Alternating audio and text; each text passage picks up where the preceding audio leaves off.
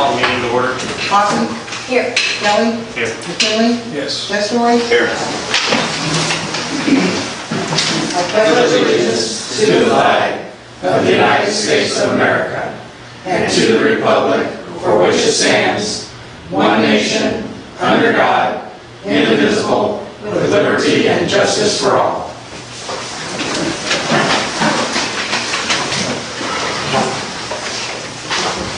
We have one public comment. Amy, would you like to come up?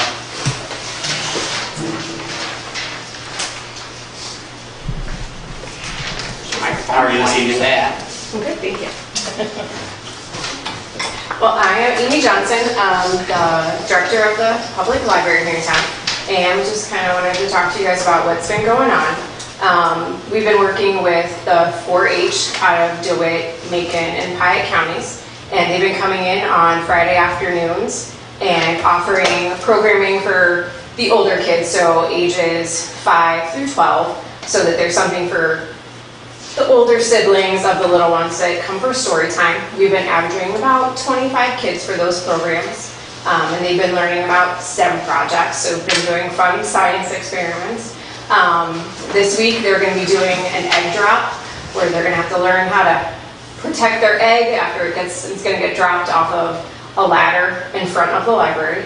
And then next week we realized we have no program to offer those kids. So what 4-H has come up with is they are going to actually do a 4-H fair. So those age kids can come and they are going to learn about what 4-H has to offer. And then they're going to have a little mock judge at the end of it. So that's at 9:45 on Fridays. And then on Sunday the 19th, we are going to take part in the end of the summer picnic up at Newman Park.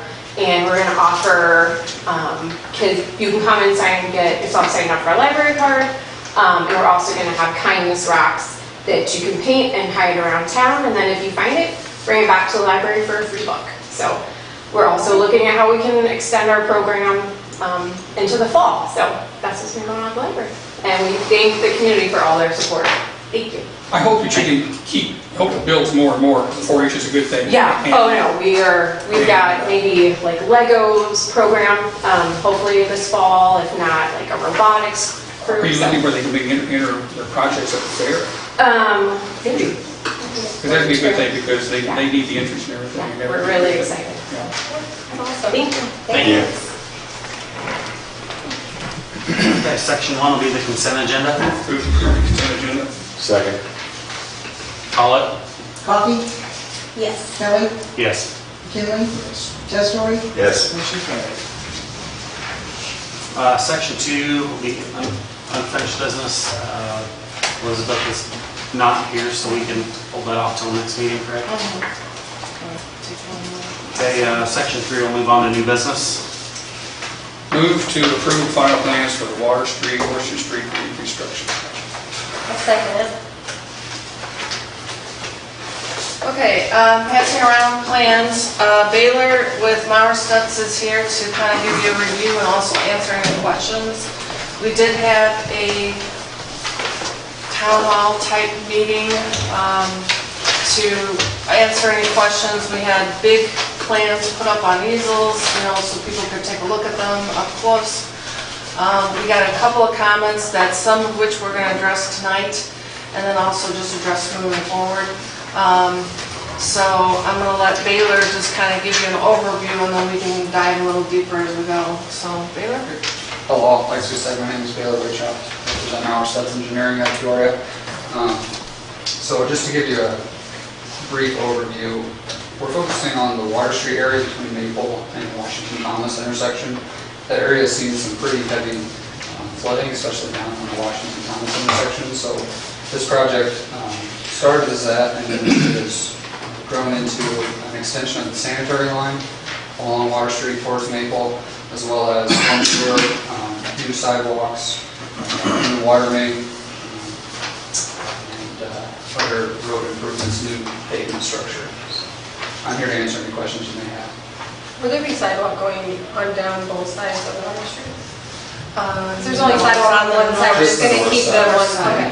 We're actually continuing, I think it's on the plan sheet. It would be on the plan profile, but we're continuing it all the way down to Holman to connect with that patch of existing sidewalk. So it's going a little bit beyond Maple, Correct. you know, just. To that next street or whatever, okay, that turns right. Okay. I don't know if some of you knew this or was at the meeting.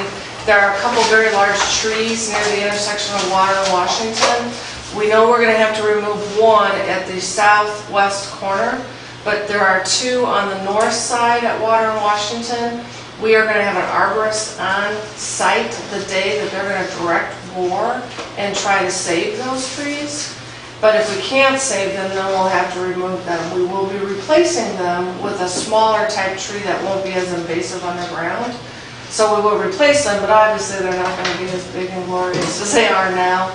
But we're going to do our best to save them Those two on the north side. on the north side. I don't think she wants the one back on the south side. You're gonna save at least one, maybe. Well, we're going to try to save two. Gonna try to save two. Yes, We're going to try and on the north save side. them all on that north side. The only one that we're going specifically that has to be removed is that one on the southwest corner of the intersection. Right, and that's a claim. She doesn't want that, they don't want that back. It's interfering with the existing inlet box as well. Right. We're getting I believe it's two new fire hydrants. Obviously, again, this is going to connect all the way down Maple to Indiana to the existing West Side Storm Sewer project. It's going to alleviate a lot of storm water that's dumping into our treatment plant, so we won't have to pay to treat storm water, or we'll be treating less storm water. Go ahead. Sorry, we're also adding a modified gutter along Water Street to help with some of that drainage improvements. Curb and gutter All the way up, all the way up to Maple. all the way up to Maple, so not clear to the end of the street. Correct, just to Maple. That's where it is, that we're connecting to what exists. Okay. What's the difference between modified gutter and regular gutter? So a regular gutter, usually IDOT likes to do the type B. It's a little bit wider. The modified gutter is 2 foot wide, and it doesn't have a curb, so it holds about 2.5 inches of water. Makes it easier. A lot of the areas along that south side have kind of on-street parking areas, so it will be easier for people to come in and out of their driveways.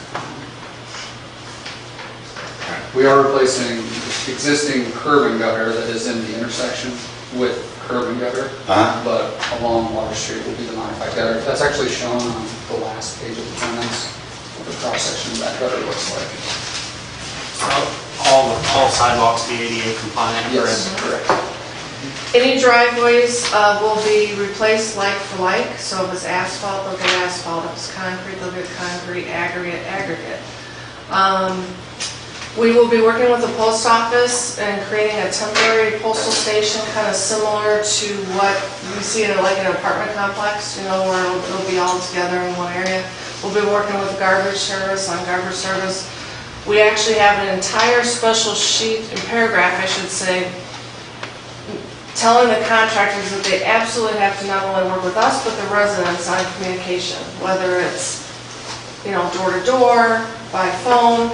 I told them, you know, notify me, I can do code red to those specific homes, every step of the way so they know what's going on and what to expect. Again, the street will be closed for about 5 weeks because there's it's buried 15 feet deep, the sanitary sewer, right down the middle of the road. So for safety, we need to close it. But obviously, they're going to, you know, try to minimize that and allow people still access.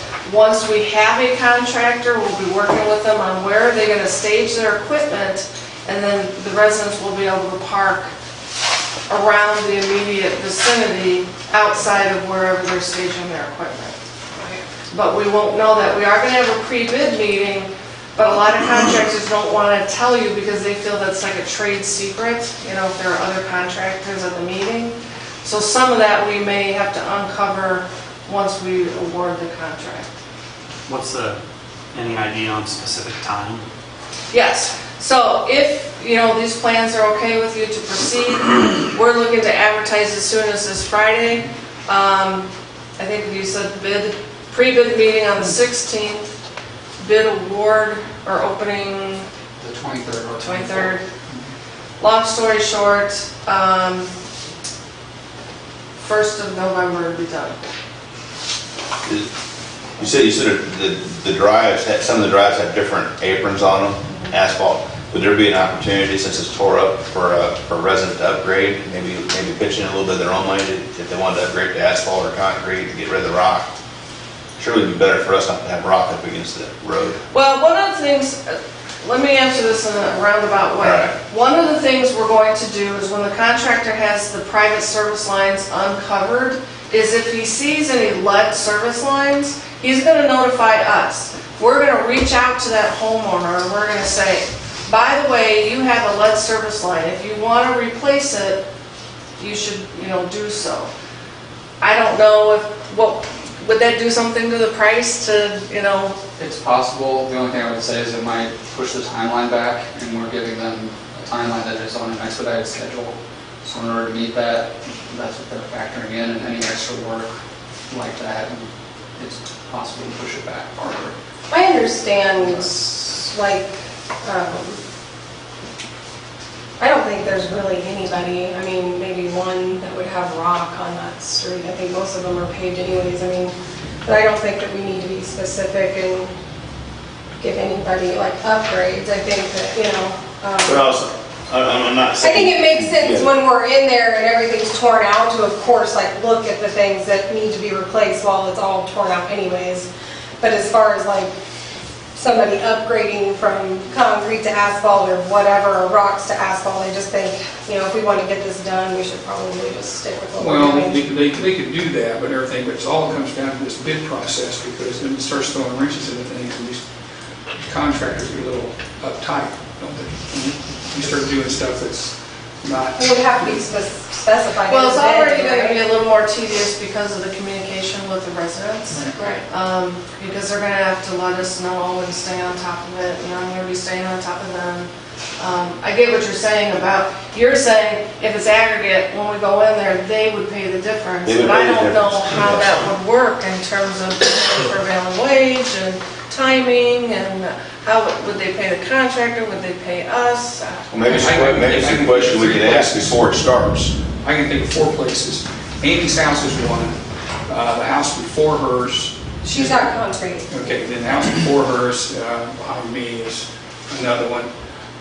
Mrs. Ray Boyne has concrete in her driveway. And you have rock, right? Carol, Or- No, there's next to the house, there's some gravel from before we ever moved Right. in, and then ours is asphalt. It is asphalt, Yeah. okay. and then on the corner where, There's not very many of them. there's only 4. There's only 4 houses that are affected directly by this, and that's Carolyn and Jones. Because the rest will just be Carolyn, There's street aprons. It's only Shane's a house. small section onto the other streets, like Thomas and Haney, right? It Uh, only goes Correct. As far as so that many doesn't feet in. impact our. Yeah. But if they did want to upgrade, could they just leave their driveway, just open and do it themselves? Yeah, I We was could gonna give say, them, maybe whatever have them price talk to we the would- contractor. Right. Hey, could you come back? If they wanted to do that, then they could call an asphalt company and just have them leave it bare, and then they could. I'll tell you what, you're doing this right at the time when it's being done, it's the best time to do it. Yeah. Yeah, unless the contractor does it, I don't think it'd be a good idea. But they're gonna be paying prevailing wage, where a resident might be able to get it cheaper. I don't know. We can ask at the pre-bid meeting, we can mention it. Water shutoffs, they're gonna replace 2 stores, aren't Yes, well, at the B-box, yeah. So even if it's a lead line, we're just gonna say, look, we found out that you have a lead line, Right. but we replace it to the B-box. From the B-box to the house is on, you know. they? Yeah. That's right. Can't wait. It makes such a difference. Any other discussion? Yep. Nothing? Call it. McKinley, Yes. Testori, Yes. Coffee, Yes. Kelly, Yes. motion carried. Thank you all. Yeah, thank for coming. you, thank you, Ben. Move to approve ordinance 1008, amending the garbage ordinance regarding insurance. I'll second it. Discussion. So we have a hauler's license that was adopted when we passed the new ordinance earlier this year. And we've had Advanced Disposal and Knights Environmental that have submitted their applications for that license. Dave Kaufman with Knights came in to speak with me, and he expressed concern over a provision in the insurance, which I gave you copies, section 5311. I'm sorry? 53.11C. 11C5. Well, 11, what I mean is that's the insurance, and it still has workers' comp, general liability, employer's liability. What Dave was concerned about was provision 5, which is environmental impairment pollution liability. After researching, talking to Joe, what Dave relayed was that that insurance is specifically for companies like Area and Advanced or Waste Management that own and operate their own landfill. That covers a landfill. So it's too costly and too onerous for the smaller companies. It's not for the smaller companies because they don't own a landfill. That's what it's for. We're already covered, Area's covered in their contract for that specific purpose. So for general garbage licenses like these smaller companies, so we didn't feel that it was necessary to have. And I told Dave, after I talked to Joe, I didn't have to see an issue in recommending removing it. I don't have a problem with that. See it as an issue. No, she explained it to me earlier, and I don't have a problem with it either. It's helping the smaller guys anyhow. Sure. To get rid of it. Okay, no further discussion. Call it. Testimony? Yes. Coffee? Yes. Kelly? Yes. McKinley? Yes. Motion carried. Make a motion. No, we don't, No, this is just a it's first discussion. reading. All right. This was brought as a recommendation by the police chief who is here to address from his opinion as to why he's making a recommendation. So this one's on the tobacco, if you want to address your concerns and why you are recommending it. Kind of a twofold with the tobacco and then of course the truancy. It's probably easier on the... Okay. Been here now about a year and a half, looking at some of the issues that we've had and how we've addressed them with some of the kids. Some of the kids that we've had some issues with, whether it be truancy and sometimes it carried over with use of tobacco, is we just didn't have a lot of teeth to address it. I know there's a state statute for tobacco, and then truancy, we have a truancy officer, but there was just, it seems like too many kids for him to keep up with or whatever. We're just having trouble trying to address all these issues through the county. So in talking with our school resource officer, some of the recommendations she received back from their association when they have their meetings annually and stuff, that a number of the communities have gone to this, where they've put ordinances in place, and specifically for the tobacco, because a lot of times the parents don't know that they're getting out and having access to tobacco products and things, and so they're not wanting this. If there's some that do and they want them to do that at their home, that's fine. We're not trying to intervene on what's going on in the home, but we're trying to give us a little more control on what's going on with these kids. Then, let's say, for example, we have a young man in England that's using tobacco or in possession of tobacco out here. We're asking that either be a fine or community service, and one of the reasons for that is we do have some parents that are really trying to corral and get their kids engaged in making these good decisions, and they're not doing it. And if we just stayed with a fine, it would be a financial burden towards the parents and stuff. This way, with the community service, we could have the kids doing some things, and maybe that might be something that would deter them from continuing to look at doing some of those activities and stuff. So that was why we were looking at the tobacco ordinance. What kind of community services do you do? Well, it's tough to do during the winter, but during the spring and summer, we would do outside work, especially down at the park. And there was a question about supervision. There's certain things they can't do. no power equipment, things like that, but they can sure use a rake and things like that. And we can let them know, okay, we're dropping you off here, and we'll have water and things for you, and we'll be back in an hour. We expect certain amounts of work if you want credit for this time. So there's some things that we can do, put in place to make sure that these kids will comply with this and get their credit without having to have an adult there the full time costing the city money. If they want to keep defying, what would you do then? If they keep defying it, eventually what would happen with that is we would bring in some other agencies that help the parents and the kids trying to make these better decisions and stuff. Frankly, I don't think there's going to be a high percentage that's going to do this, but we do have some other agencies that we can bring in, but they want to see some kind of resolvement between the parents and the community first before they step in. And then kind of a last resort, the ones that will not get with the program, then the state attorney's office will probably take a closer look at them. This also makes us a local ordinance, and so the tickets that will be issued under this stays with the city. We don't get that small 40% cut, we get 100%. And actually the main purpose, much like we've done with the other ordinances with the properties and things, is we're looking for compliance. Yeah. But for those people that choose not to comply, then we want to have something that we can back that up. You were telling me earlier that the state's attorney is basically backed up on they have a backlog. So this allows Joe to handle it locally. That's correct. Which speeds up the accountability. That's true. And you've also had people do community service at Weedman Park successfully. Yes. So, in fact, just one story, and I'll not mention names, struggling in school, had some community service, we worked with them.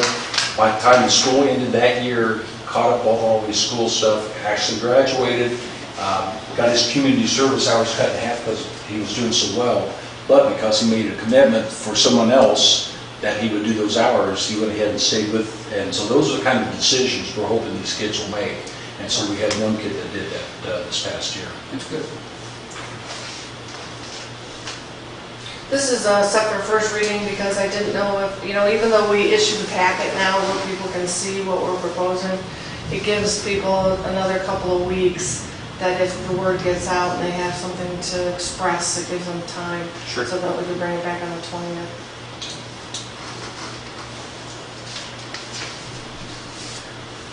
Anything else on that one? Thank you. I think Terry's probably got the next one to you. Yeah, I am going to express a little bit too. I was actually happy to see the chief propose this because I attended the Blue Ridge, I don't remember what she called it, but it was that public open house they had earlier this year. And I found it interesting, right near the end of her report, Susan Wilson's report, talked about how her truancy numbers have gone up quite a bit. And she sent me that report again for tonight, where back in 2013, they only had 2%, and now they're up to 9% in 2017. Why does this matter? Well, as she states, it's not only reduces academic achievement when they're not in school, but then it also affects the community because then you have a higher incidence of crime and juvenile behavior. So they'd like to see them work together, the schools and the community, to try to bring it down. Susan also expressed to me when she sent this to me today that she really appreciates the city even considering something like this to go in tandem with the things that they're trying to do to bring this rate down. So I don't know if you wanted to address your concerns about truancy and how it affects his department. Again, the last year and a half, some of the observations I made was there'd be some kids walking from school and not sure what the status was, and in checking, some may have been sick, went home, but it's hard to say. And then we might see them out riding around with other people that they really shouldn't have been. They should have been at school. This ordinance will allow us to address several factors with that. Number one, we're trying to make sure that they stay there and finish their education like that one young man did. The other issue too is we have some older kids that are out of school that will pick them up and ride around. They have no business doing that during the school hours. So we want to have some type of enforcement action that if they fail to listen to what the ordinance says or what we tell them, that they can't be picking up the kids that are supposed to be in school, that we have some kind of enforcement action that we can go ahead and charge them, and they'll have to pay a fine for contributing for them not being in school. Also, I can relate it back without going into any detail, which you're all fully aware of, but we had two serious crimes that occurred in the past year and a half. One was the attempted robbery and also a shooting.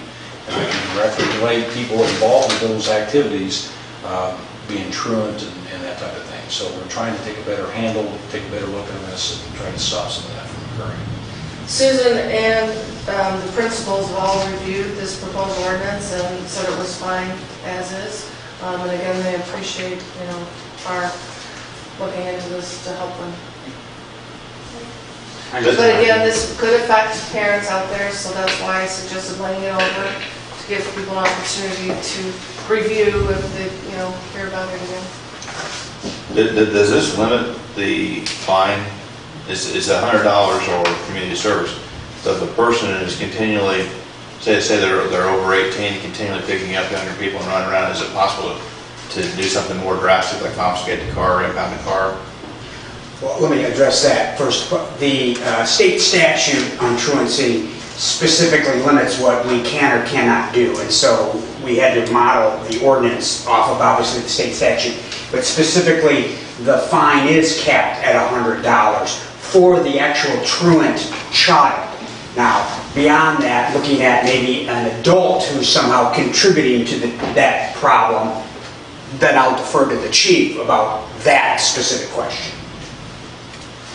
With that, I think if a person insists on doing that a couple times, I think that will limit that, because ones that come to mind that have been violating that, they're not in a position to be paying $100 more than a couple times anyway. So I think that would be enough to deter it from them, that they would just wait till 3 o'clock or whatever. Okay. So for these two ordinances, if we don't hear anything, is there consensus to put it on the consent next time? Yeah. I'm happy with it. Okay. Yeah. It'll just be easier than the next, unless we hear from, if we have people show up, we can always pull it off the consent. Otherwise, we're not consent. Fair enough.